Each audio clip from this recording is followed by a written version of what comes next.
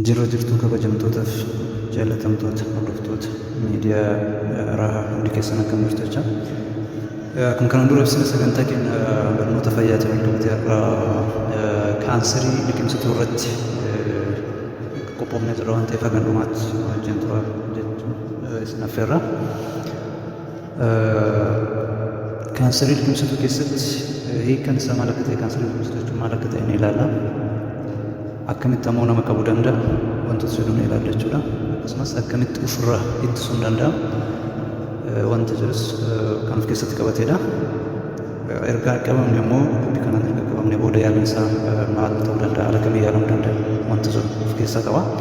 Kanaaf hanga dhumaatti wajjin turaan affeerra kenna. What is cancer? Hiika isaatti irraa waggaa kaanu kaanserii jecha jedhu maal jechuudha isa jedhudha. Cancer happens when normal body cells lose control of their growth.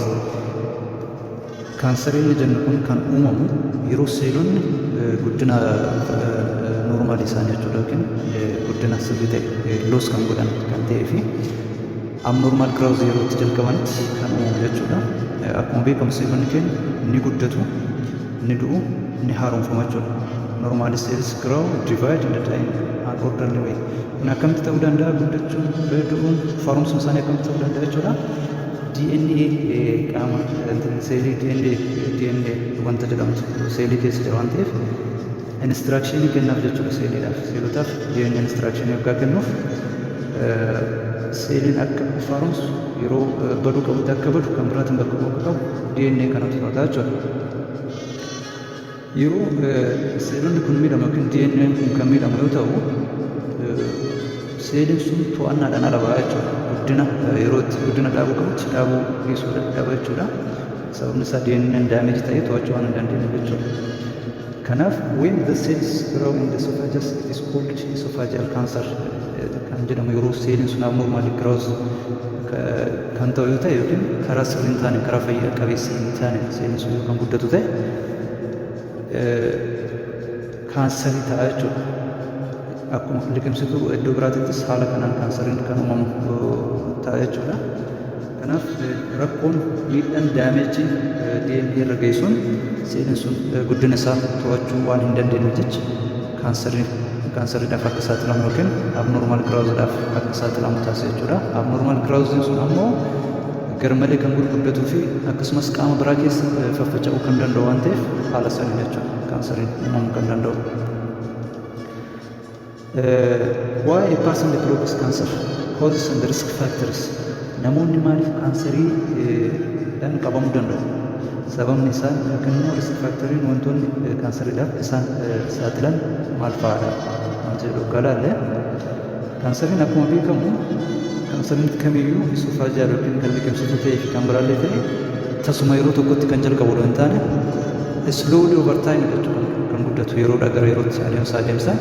Sababni isaa repeated damagein sun seelii sanarra waggaa gahu yeroodhaa gara yerootti kan dhufu jechuudha.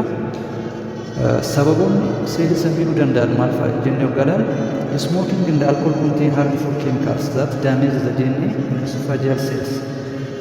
Seelonni sigaaraa keessa jiranii fi alkoolii dhugaatii alkoolii adda addaa keessa jiran seelii liqimsituu kana jechuudha goroorroo keenya miidhaa kan deeman ta'a jechuudha. Miidhaan isaanii kun immoo maalirraa egaa DNA isaanii daameejii erga ta'ee booda akkuma dursiteen seeliin sun haaromsuu dadhabee guddina isaa to'achuu dadhabee garmalee guddatee rakkoodhaaf nu saaxila jechuudha. Sigaaraa fi alkooliitti dabalee inni biraa nyaataa fi dhugaatii ho'a garmalee ho'a kan ta'e erga fayyadamu liqimsituu keenya miidhaa, seeliin keenya miidhaa, haaromsaa miidhaa dadhabaa deema jechuudha. Haaromsaa yeroo booda miidhaan garaagaraa deddeebi'ee yookaan irra qabu sababa wanta ho'a fayyadamu saniin miidhaan irra deddeebi'ee kan gahu ta'e haaromsuu dadhabeet gara abnormal growthitti jijjiirama jechuudha.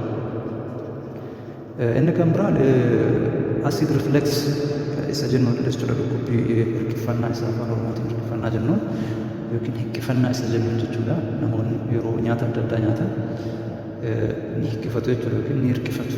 Yeroo hirkifatan san maaltu uumama? Acid refluxiin jira jechuudha.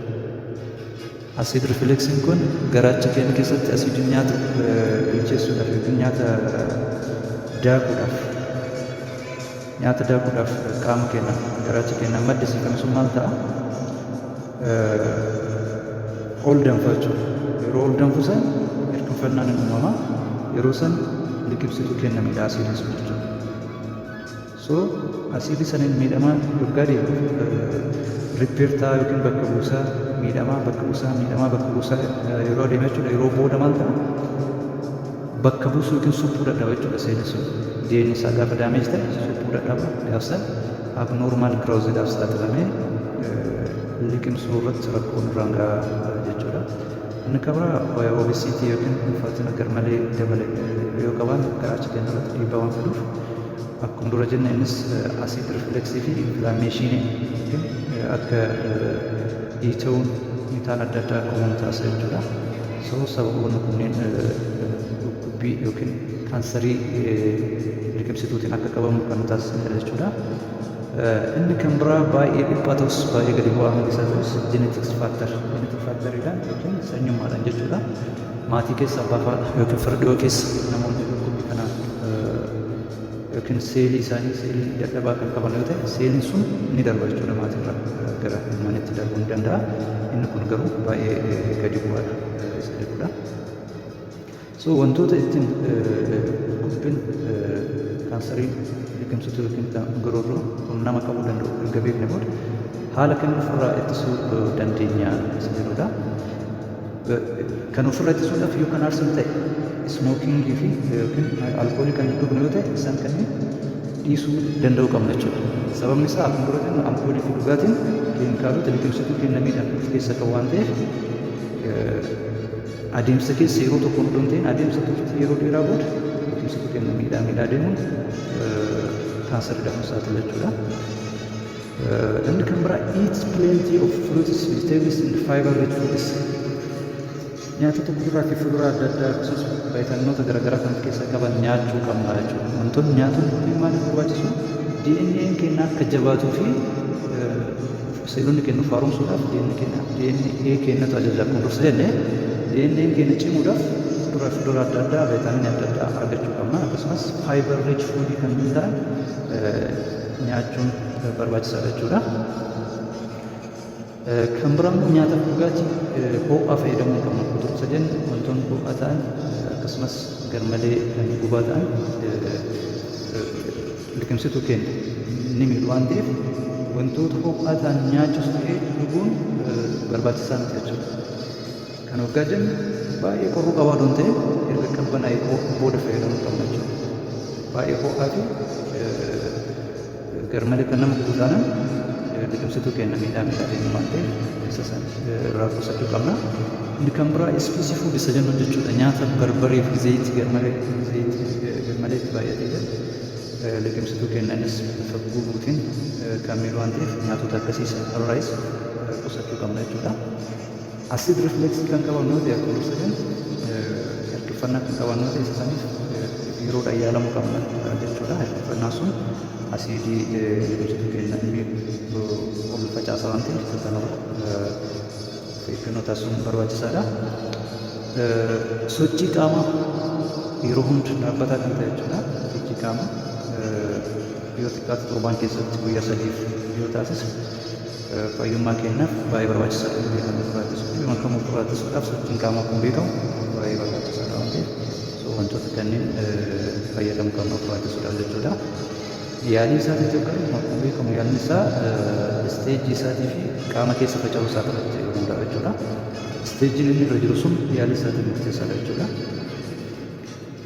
Reefu kan inni jedhamu yoo ta'e kan qaama keessa faca'e yoo ta'e saarjariidhaan warreen achi kaasuu ni danda'ama jechuudha. Remove cancer part of the esophagus. Iddoo kaansarii godhate san muranii wantoota biraatiin bakka buusuu ni danda'ama jechuudha. Pilaastikii biraatti galchuu ni danda'ama. So yaaliin isaa haala sanii ta'a jechuudha. Inni kan biraa kiimooteraapiidhaan meedisin zaat kiiloo restore cancer cells qoricha akkasii kennuu ni danda'ama jechuudha. Raadiyooteraappiidhaan high energy rays destroy cancer cellidhaan reedhaan raadiyooteraappiidhaan yaaluun ni danda'ama. Haa ta'u garuu yaaliiwwan kunniin miidhaa mataa isaa danda'u qaba waan ta'eef fakkeenyaaf keemooteraappii yoo fudhanne namoota hanga rifeensa isaanii irraa luqqootti deemutu jira jechuudha yeroo qoricha kan fudhatan sababni isaa keemooteraapiin akkasumas yaaliin raadiyeeshinii teraapiin baay'ee ulfaataadha jechuudha. Saarjeriinis akkasuma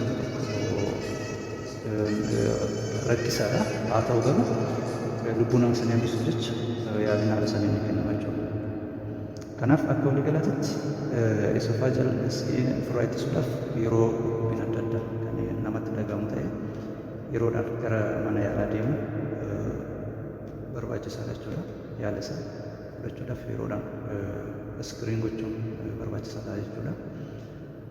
Kana waan ta'eef wantoota asirratti nageenya kana irraa fayyadamne walitti hiikuun barbaachisaa ta'a waan ta'eef gabaabinaan waa'een dhukkubbii kaansarii gosa kana fakkaata.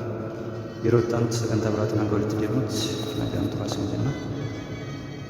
Galatoomaa turtii gaarii.